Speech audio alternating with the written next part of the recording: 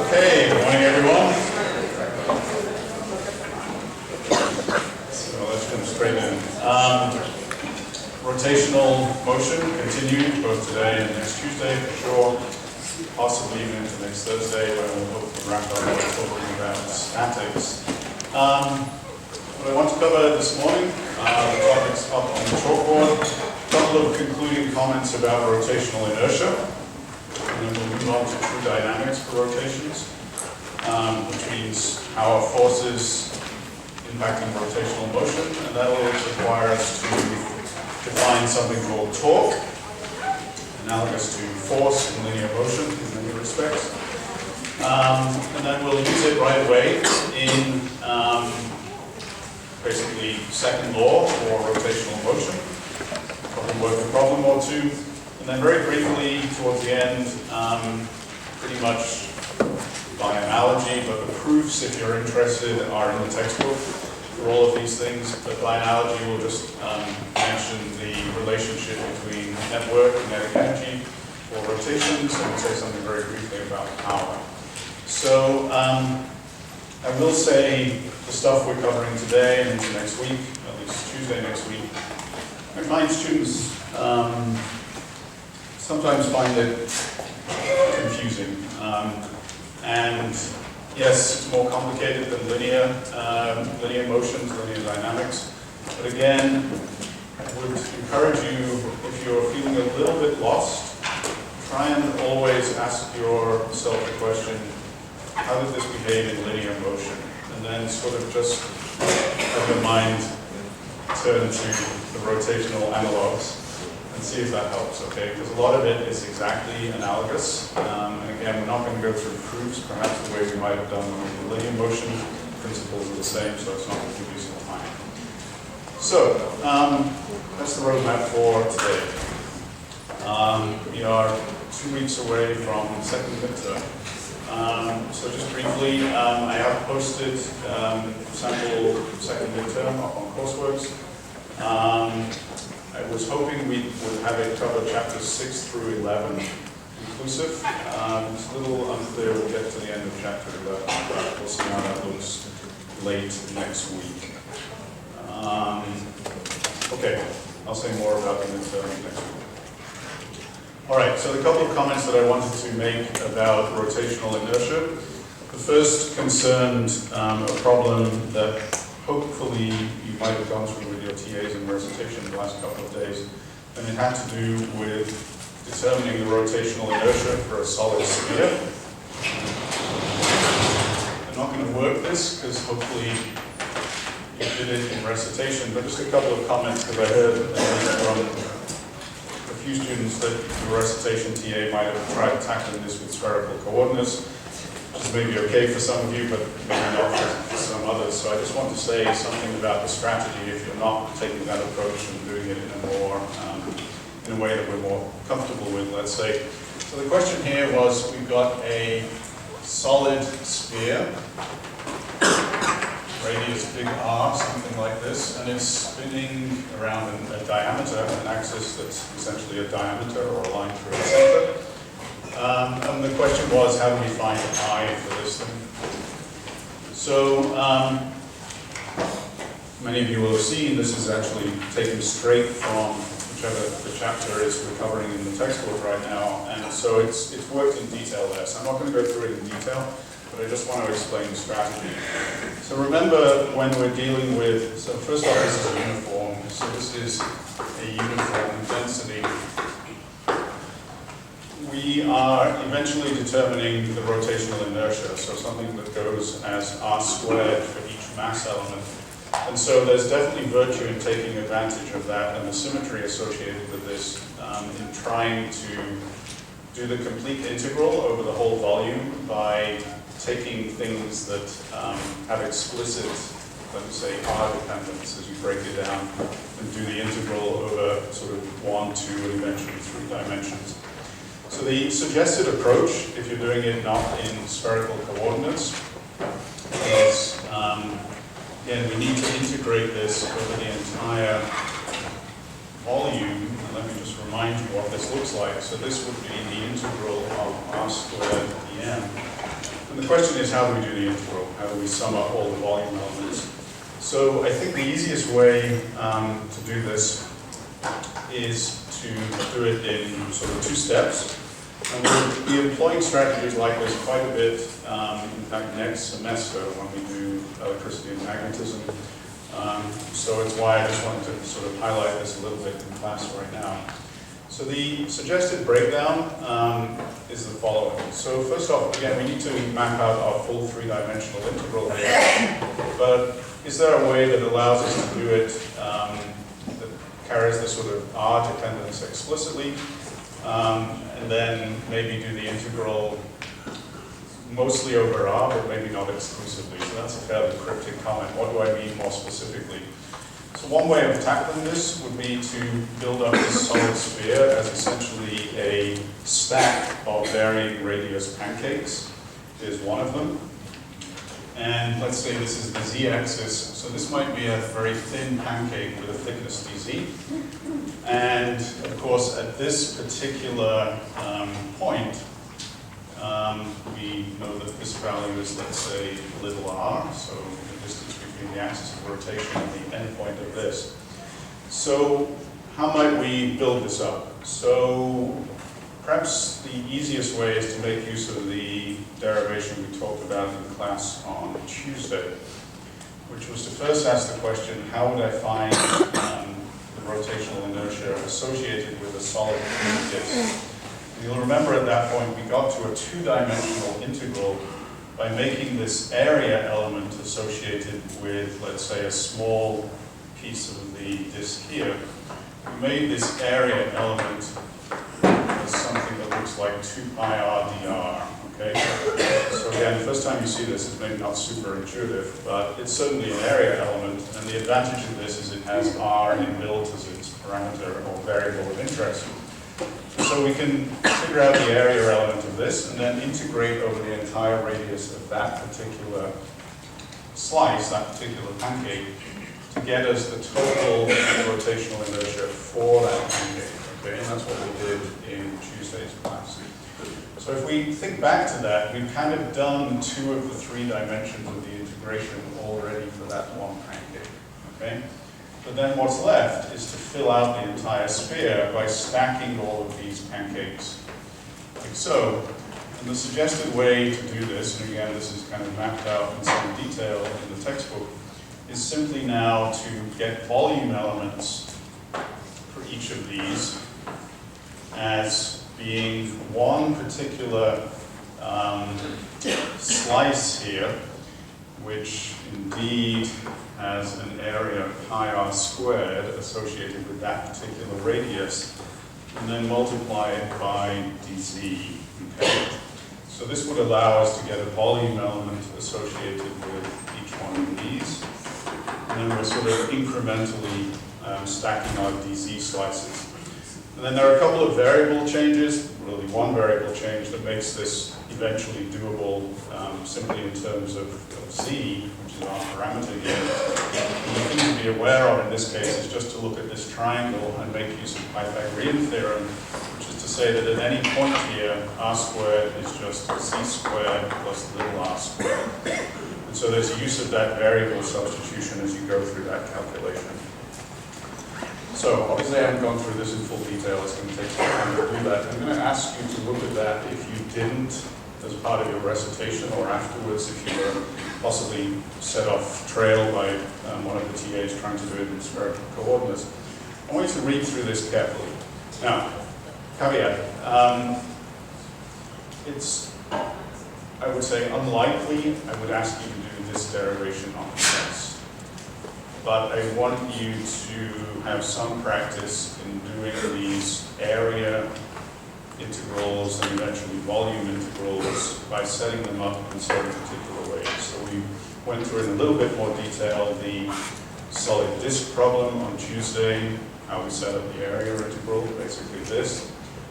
This one's more complicated. Again, I'm unlikely to ever set you something at this level on a test, but I just want you to start getting used to the idea of how you might do the integral if you're not yet using, let's say, spherical coordinates.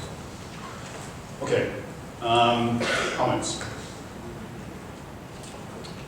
Okay, so the second and last thing I want to say about rotational inertia has to do with the parallel axis theorem. This is useful and is, again, derived in our textbook for those of you who like to at least read through a proof one time before using something. And what does it do? It allows us to determine what the rotational inertia of an object is if it's rotating about an axis other than the axis, let's say, through its center of mass, or an axis through which we know its rotational inertia. It allows us to relate the rotational inertia through any parallel axis with the rotational inertia through that axis, let's say, through the center of mass. So let me write it out like this.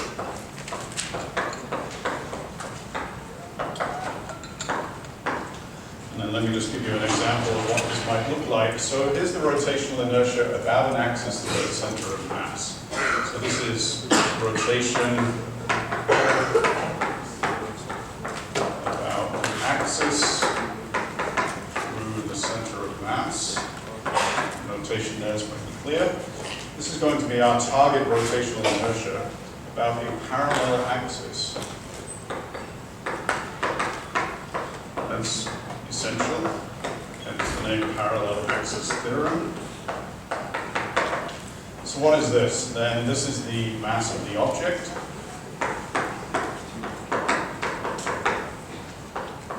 And h is simply the distance between those two axes.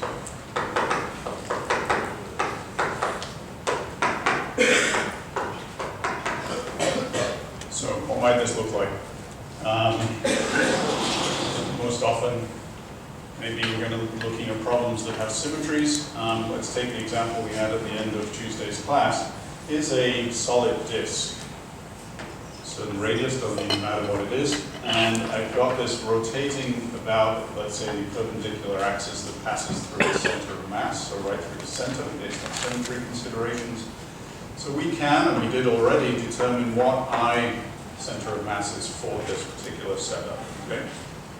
So the question then that this may become relevant for is, what if I'm rotating this thing not about an axis through its center of mass, but one that's displaced in a parallel axis? So these situations become less common in sort of physical situations, but they're certainly not, they're not rare. So maybe instead I'm going to rotate it about this point. So it's parallel, that's essential, otherwise this doesn't work, and it's simply separated by perpendicular distance h. And now what we can do is use the parallel axis theorem rather than do some rather complicated explicit calculation, which if there's no symmetry, as there isn't in this case, would be quite tricky. We can simply make use of the parallel axis theorem and deduce that our new rotational inertia about this new parallel axis is given by that. Okay? So it's a shorthand way of getting rotational inertias if you are rotating about an axis that's not the center of mass.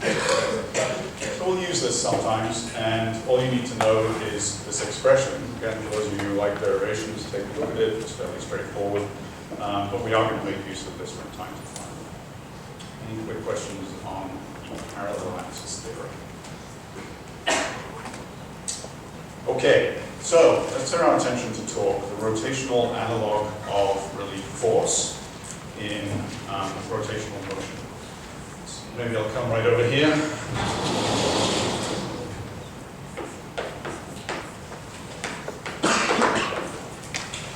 And let's see if I can think of a nice way to introduce this.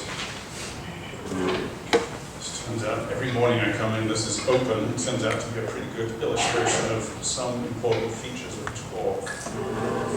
Okay, the first important feature is this object is an axis of rotation, okay? Hinged shelf, hinged door, if you will. So clearly this thing can rotate. It's fairly heavy. If I want to lift this up now, and I'm about to close this, what does your intuition tell you about what's the best way to lift this thing up and rotate it back to its closed position? So I've only got a certain force available to me, which is how strong my arms are. Yeah? It's going to be easier to rotate the door if you push it further away from the center. Okay. So if I'm going to pass your words slightly, it's going to be easier to rotate this thing if I apply a force, and let's say the amount of force I have is fixed. If I apply an increasing or a larger distance away from the axis of rotation, that's certainly true. So, okay, and I am applying a force. If you think about it, I'm applying a force, broadly speaking, upwards. Not too bad here.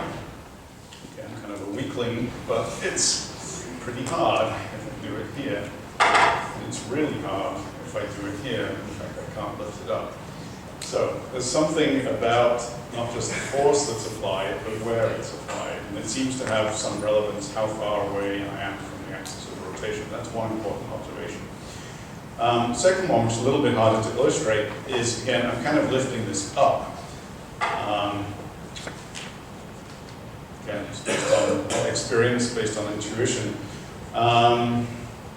If I tried applying the same force, sort of not exactly upwards, but kind of at an angle like this, it's kind of hard to do.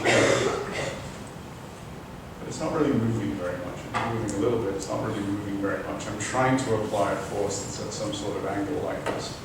And in the extreme case, if I was really dumb, based on experience, if I tried to make this thing rotate by simply pushing along the axis of the surface here, along the plane of the surface, it's not going anywhere, right?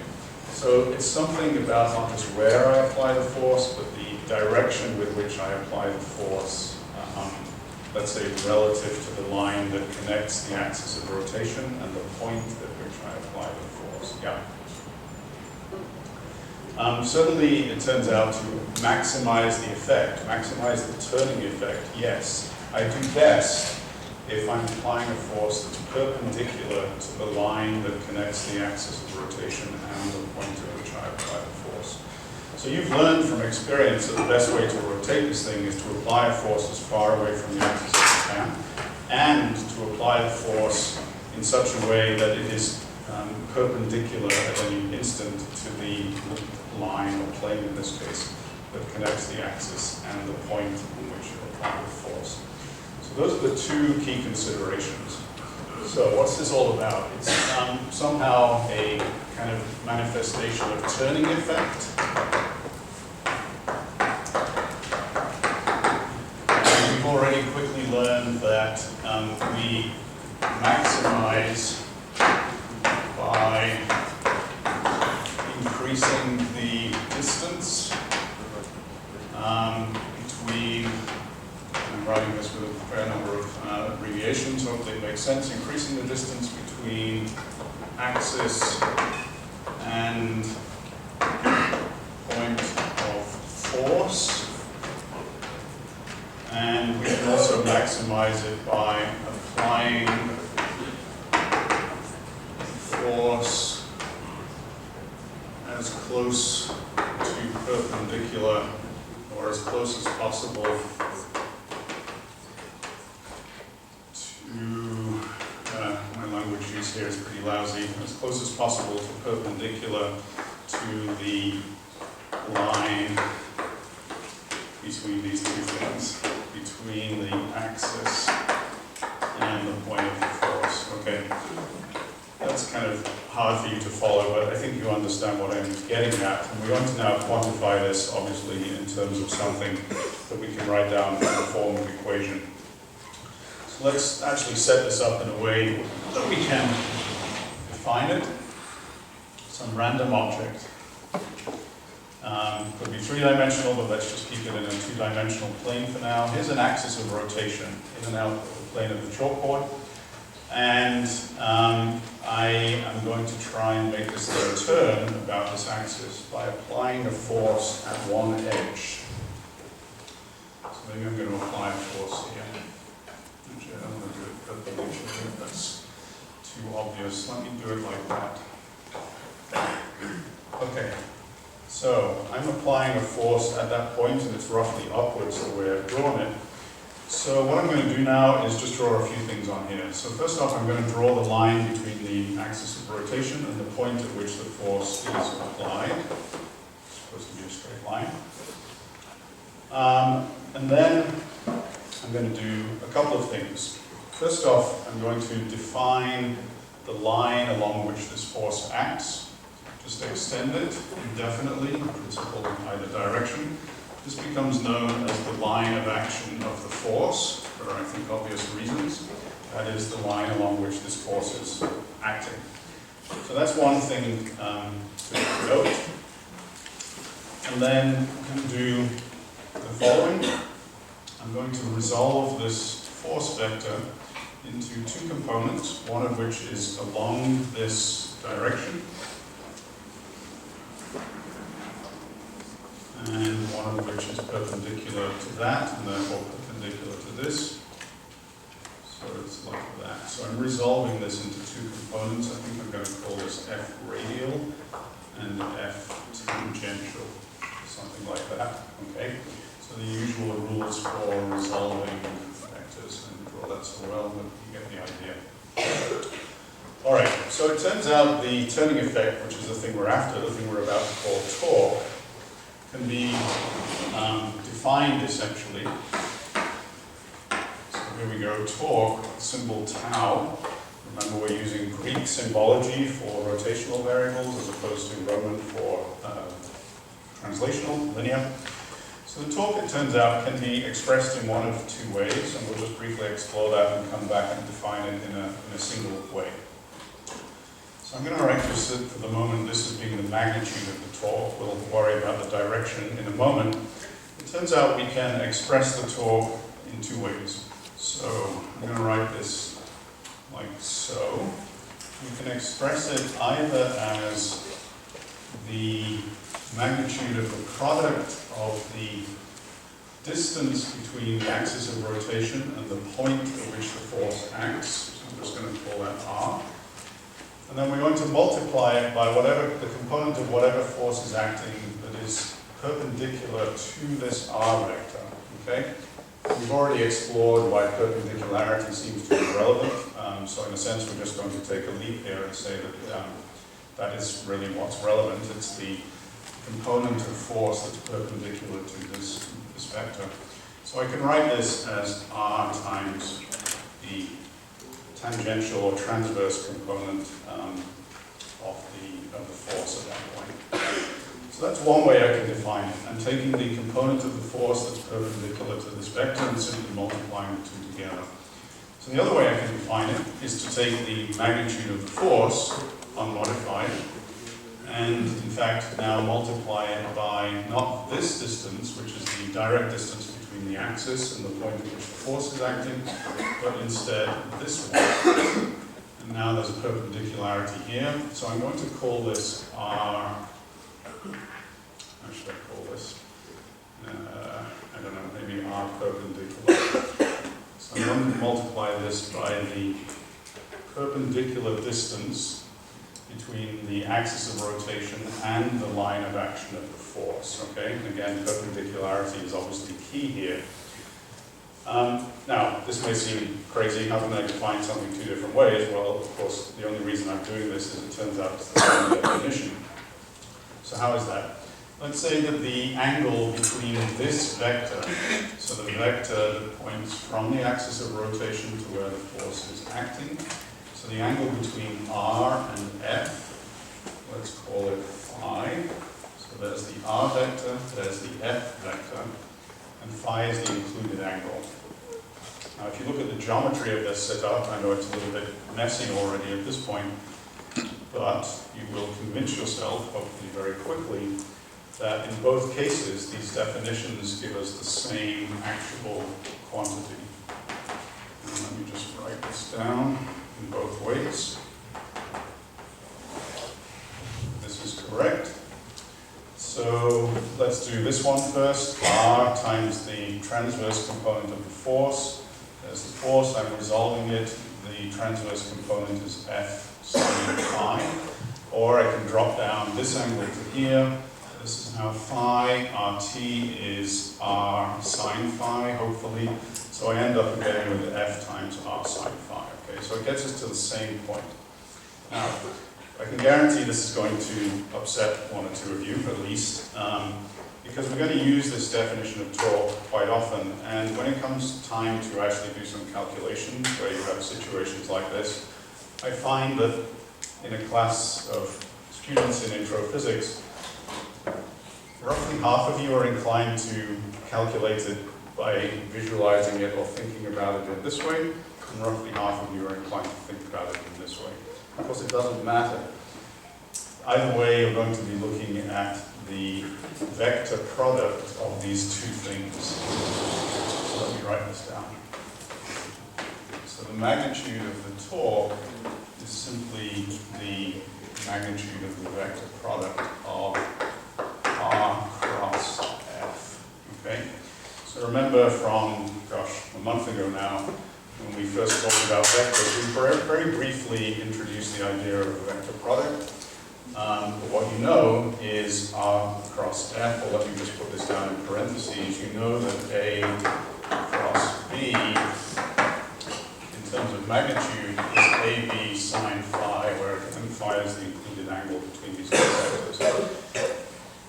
So, fine, we're going to define this as the vector product of these two things. Certainly mathematically that's what it is.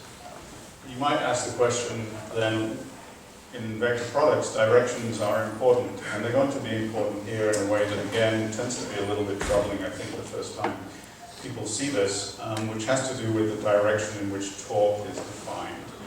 Okay? And I will say we've already briefly mentioned this when we first introduced rotational variables last week.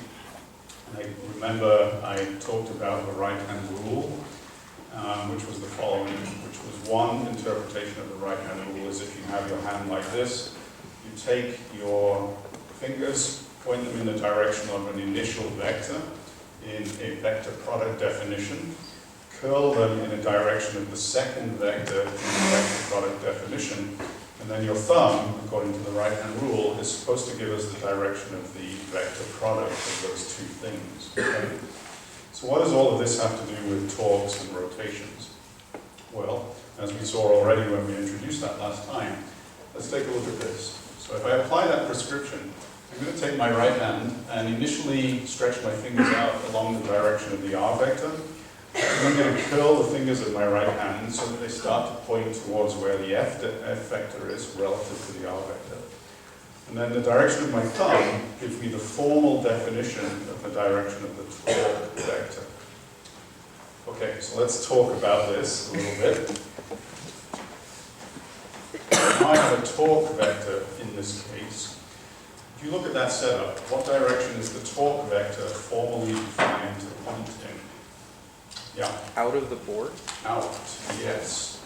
So the torque vector is coming towards us.